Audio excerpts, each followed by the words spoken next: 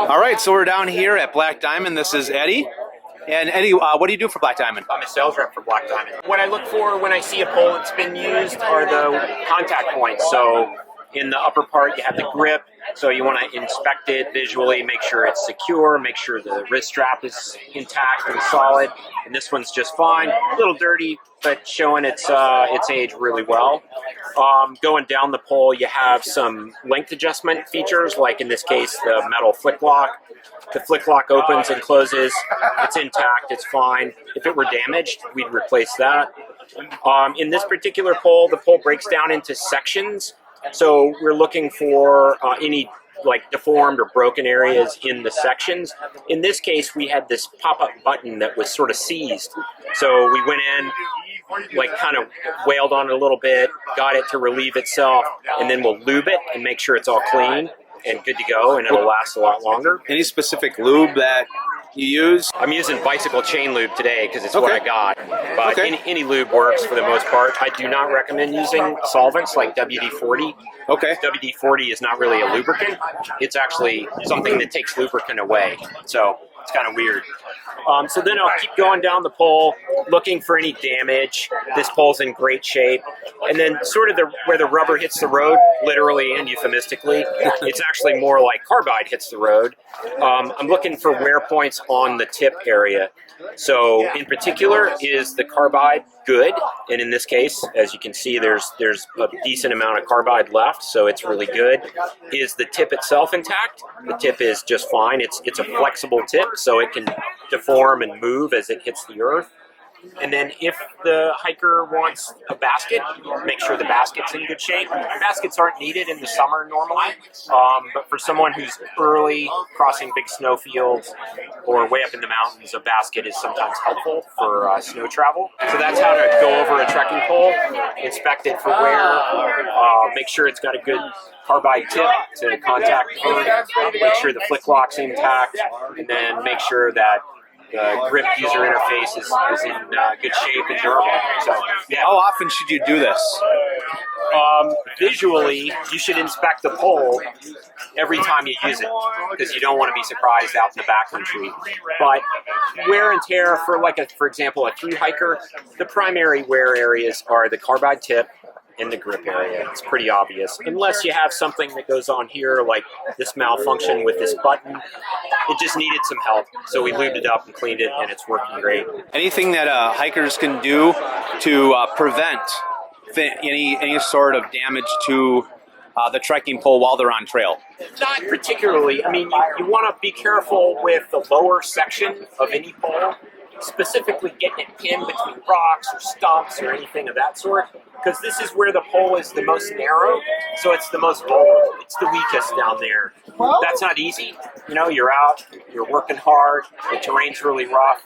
So being gentle, that's easier said than done, I realize. Oh, sure. But being conscientious of where you're placing the pole, you know, if you're in really rough, like broken talus, try to get the pole on top of, open rocks instead of like between. Well, thanks, Eddie. Yeah, you're welcome. So you got a couple of new headlamps? Yep, there's a couple here. So the Storm got redone, and the Storm is one of a couple of waterproof lights, so truly waterproof, like through and through. So the electronics are sealed, and then the battery box is sealed. So it's kind of put together like a bit of an ammo can, which is kind of an interesting design. It's O-ring gasketed. Oh, so yeah. That's a pretty cool light. However, it's kind of heavy, so we realize that people like lighter weight. So we have a similar light that's got a rechargeable aspect, and that's the Revolt. And then for people who want really, really lightweight, another rechargeable light called the Sprint. And this thing is new. It'll start delivering sometime around Christmas. But it's only a sealed lithium battery. So super compact. I mean, really tiny, like fits truly in the palm of the hand. Is this one lighter than the Iota, do you know? It's about the same weight, but more burn time and brighter. Oh, okay. People always want. What the lumen for the Iota is? What is that? Currently 180? 150. This goes to 200. 200. Okay, so you get 50 extra lumens. I think the Iota is what, 1.9 ounces? Good think question. I have that at home. Pretty sure it's 1.9. Well, trekking poles. My favorite subject always. I love talking about trekking poles. Yep. What would anything new that you guys got coming up? There's a couple of poles coming out. This distance carbon pole is a project that Joe Grant, who's an athlete for Black Diamond and kind of a notorious badass dude in the mountains. This is an amazingly lightweight pole. I don't remember the grams per pole, but it's a single piece carbon blank, no breaks in the pole, no adjustment, so it's a fixed length. This one is a 120.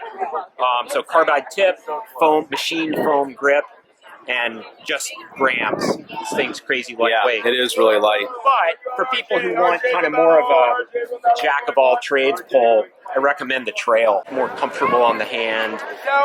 It's an aluminum construction with the composite plastic flick locks and a burly tip area with a big replaceable carbide tip. So more of a full service pole.